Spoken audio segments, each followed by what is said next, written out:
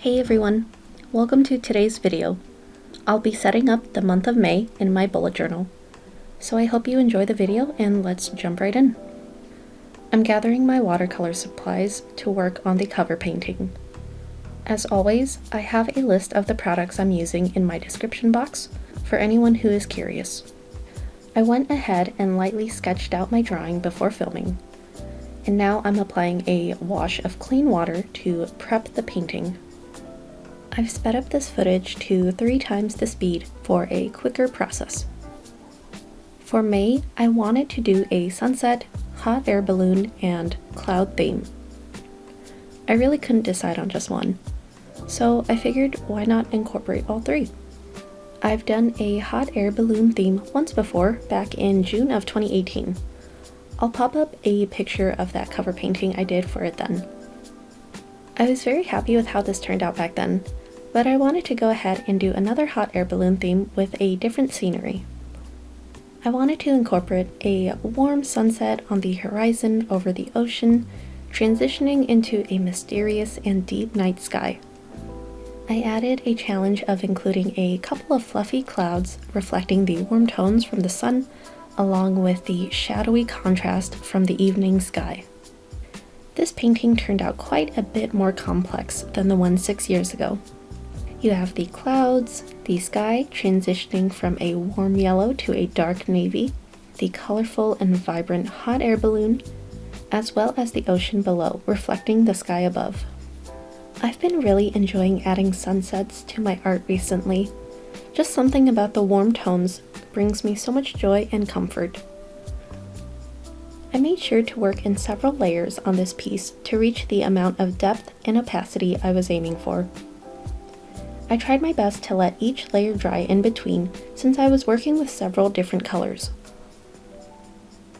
When working with a wider variety of colors, or even when you're working with 2 colors right next to each other, if they are complementary colors or opposite on the color wheel, it's important to let the first color dry completely before adding the second color next to it. If the first color is still wet, when you apply the second color, they may bleed together to form a brown or muddy color. So to avoid this, make sure to let the colors dry before adding the next one. You'll see in this video, I'm using a combination of the wet on wet technique as well as the wet on dry. For a seamless and blurred effect with your blends, the wet on wet technique works well, but you want to stick with analogous colors or colors that are next to each other on the color wheel. This is one of the reasons why painting sunsets can be really fun, because you'll typically use an analogous color scheme to paint them, such as purple, red, orange, and yellow. However, when using complementary colors, it's usually a good idea to use the wet on dry technique, so the colors won't bleed together to produce a muddy color. Anyway, these were things I had to keep in mind, especially when it came to the hot air balloon, since it had several different colors on it, but just thought I'd share with you my thought process on this painting. For the clouds, I'm using a deep indigo for the shadows, and I'm letting that mostly dry before adding a rosy red shade. Once that's mostly dry as well, I'm then adding a golden orange on the parts closest to the sun.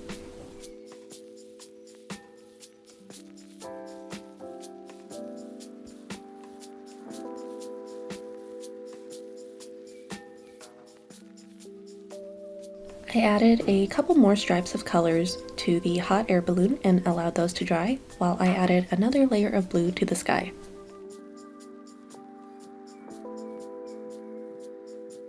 I'm making sure to keep the most saturated color at the top to create a seamless gradient.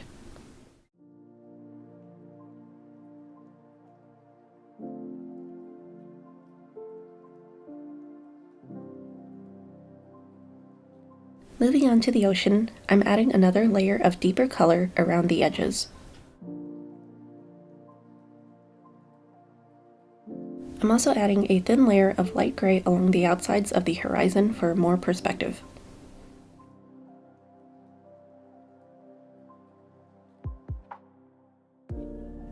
Now that the ocean's had a little time to dry, I'm adding some lines to indicate shadows and waves. I added a couple more strips of color to the hot air balloon and added another deep layer of blue to the top of the sky.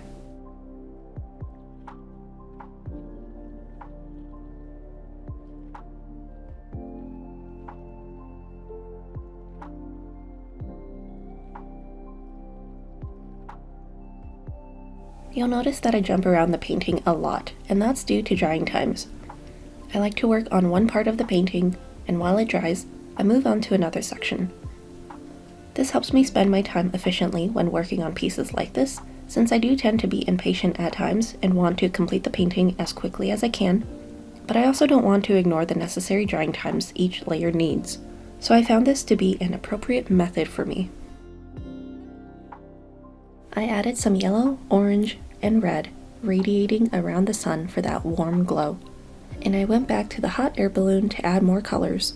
As you can see, I was a little impatient and accidentally had the blue seep into the green since that color wasn't fully dry. Hopefully it won't be too noticeable in the final painting. Now that the painting's dry, I'm just adding a couple of finishing touches, starting with my white Uniball Signo gel pen. I'm using this to add highlights to the clouds, hot air balloon, and water.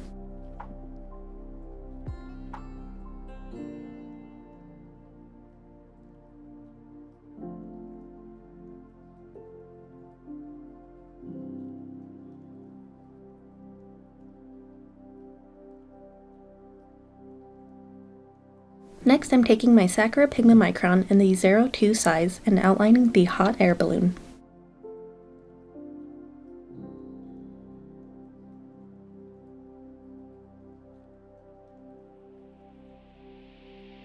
Once that's done, I'm taking my white gel pen again and adding some additional highlights to the balloon.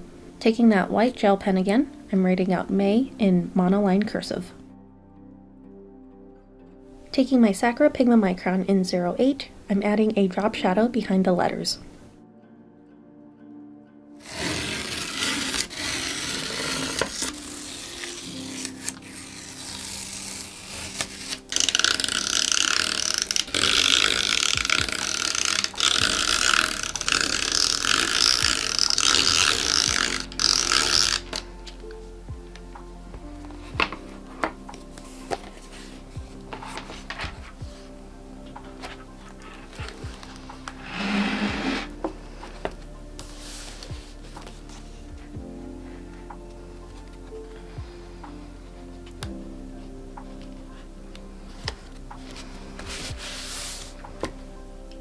Now that the cover's been taped into my B5 Archer and Olive journal, I'm moving on to the monthly page. Taking a golden yellow Tombow dual brush pen, I'm hand lettering May and going back in with another swipe on the top of each letter to create a gradient.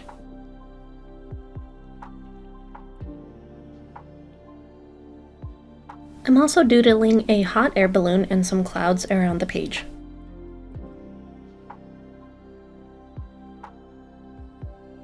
For the calendar boxes, I'm creating double lines similar to how I typically set up my weekly spreads in past videos.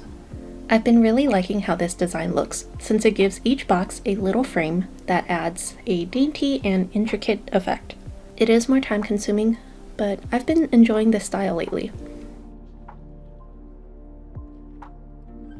I'm doing the same for my little monthly challenge box, as well as my brain dump box.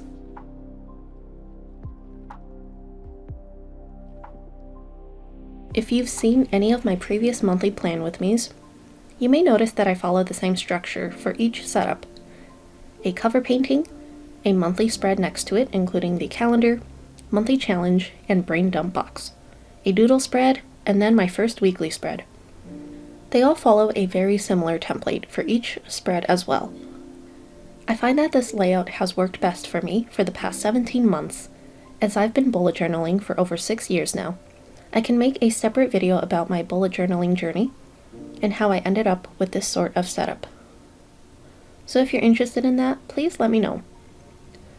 But in short form, I found that over time I needed more structure and consistency in my bullet journaling system than freedom and randomness. This is one of the biggest reasons why I decided to create this channel, is to reach people who prefer structure and order in their bullet journals compared to the constant changing of weekly layouts, but still wanting to incorporate a creative outlet. Not that there's anything wrong with that method by any means, but just speaking from experience, this is just how my brain works, and it could make sense and resonate with some of you out there is all. Anyway, enough rambling and back to my setup. I'm just going back in with my paint and adding some color to the hot air balloon and clouds.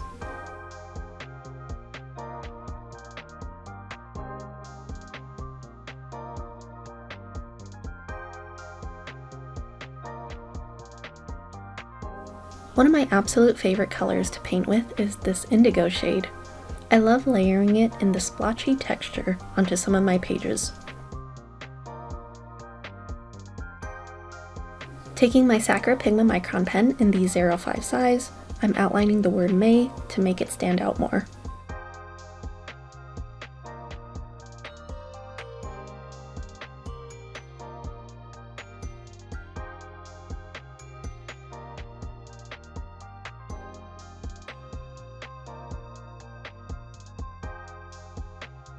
I then went in with my Tombow Fudenosuke to add a thick drop shadow to the letters.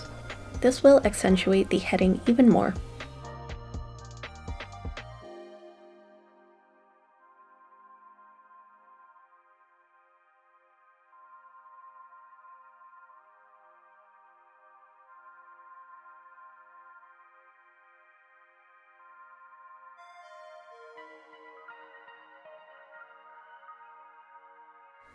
As a final touch, I'm adding some highlights to the letters as well.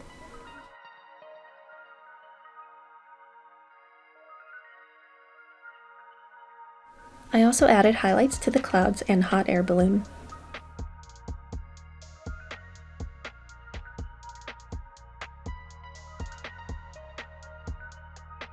Next, I went in with a variety of colors to fill in the days of the week.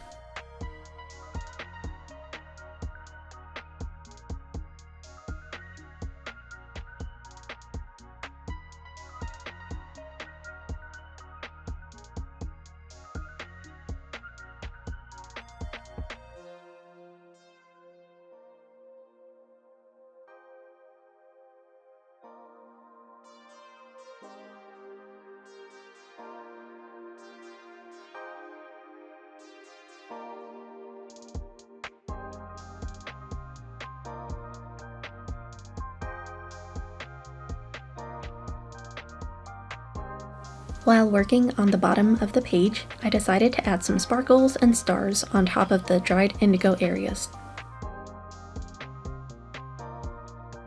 I took a variety of light Tombow dual brush pens to write the days of the month inside each box. This was something I used to do a lot more often in past bullet journals, but I haven't done it in a long time. I really love how this turned out, as it adds a very subtle and delicate touch to the spread.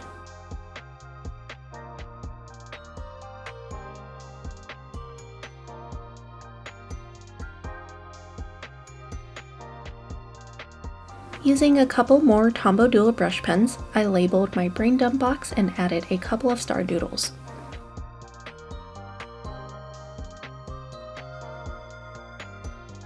Now my monthly cover spread is complete.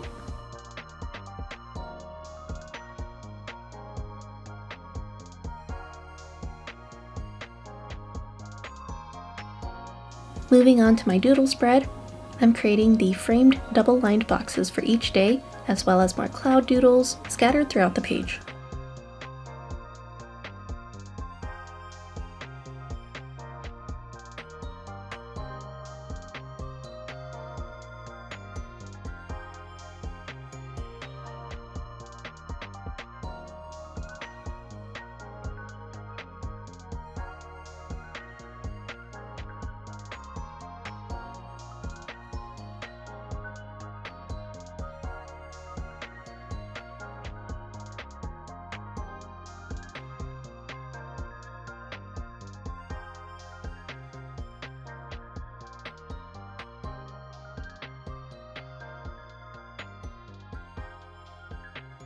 I wrote out May using the same pens and techniques as the previous page.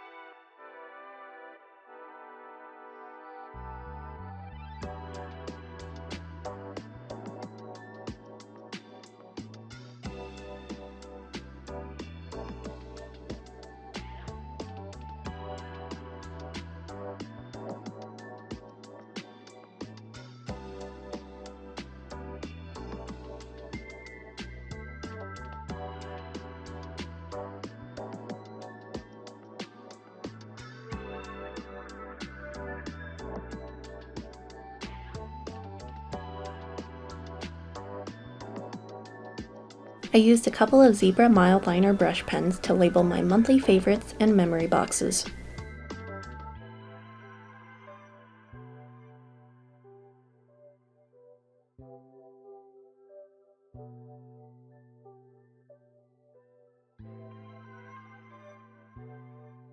I outlined each box using the same framed technique and added the hot air balloon and more clouds.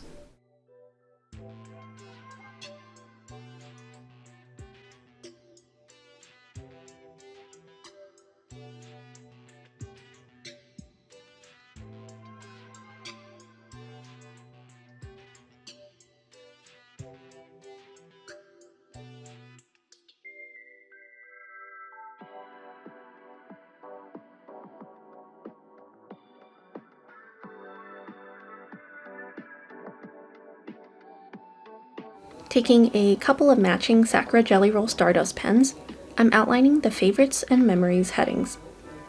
I'll post a review of these Stardust pens in the near future, but spoiler alert, these pens are some of my absolute favorites. If you're unfamiliar with them, they are some of the most beautifully sparkly gel pens on the market. They are so gorgeous, the footage doesn't even do them justice.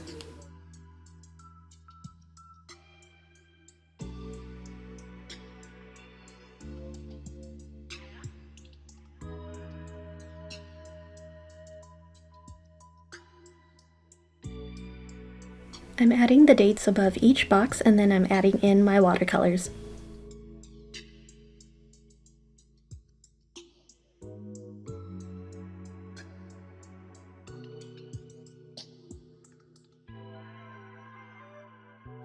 I made the clouds have a different variation of purple, orange, red, and yellow. I made sure to leave the top parts of each cloud blank and gradually layered on the colors on the bottom parts of the clouds for contrast.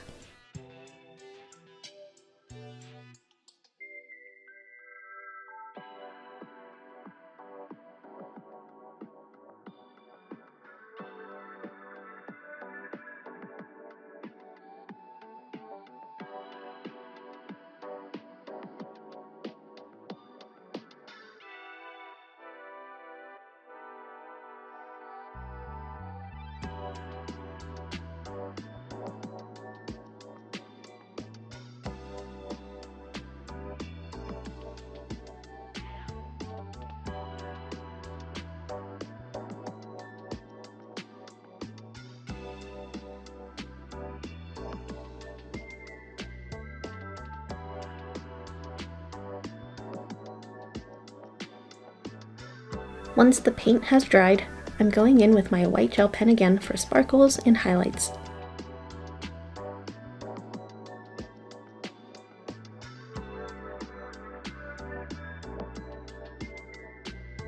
Now I'm just adding a couple of stickers as well as some washi tapes that match the theme.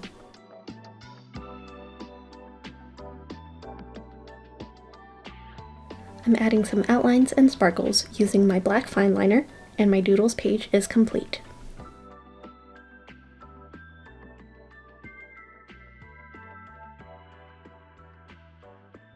Lastly, it's time to set up my first weekly spread of May. Again, I'm outlining the boxes on this page with the same frame and double-lined style as the previous spreads. For those of you who are unfamiliar with my weekly setups, I have a mini calendar and 3 trackers on the left-hand side, such as a habit tracker, weight tracker, and mood tracker. In the center of my spread are 8 boxes, 7 for each day of the week, and 1 for notes. Then on the right-hand side are 3 expense trackers, my personal account, joint account, and credit card. For each daily box, they are divided into 5 sections, the largest section being for holidays, birthdays, events, appointments, and tasks. Then there are 4 squares beside it, 1 square tracking my workouts, what I consumed that day, as well as period tracking. The second box indicates what I watched that day, specifically TV shows or movies. The third box is work-related, what hours I'll be working that day, and if I have any meetings. Then the fourth box is for me to document what music I listened to that day, as well as scripture or reading done that day. I know it may be a little confusing and excessive, but one of the things I expect out of my bullet journals is memory keeping. So these are just some things that I find important in my life and things that I want to remember. If you'd like to see a separate video of me going into more details about my bullet journal and how I use it, please let me know.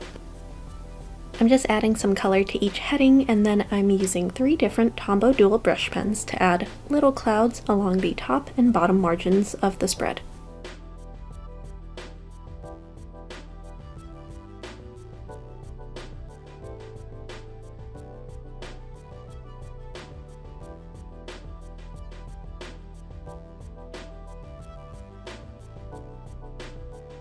Here is my completed weekly spread, a very simple setup compared to the previous 2 spreads. And here is a flip through of my May setup. Thank you so much for watching. I really do appreciate each and every one of you. If you enjoyed this video, please like and subscribe. I'd love to have you here. And I'll see you in the next one. Bye.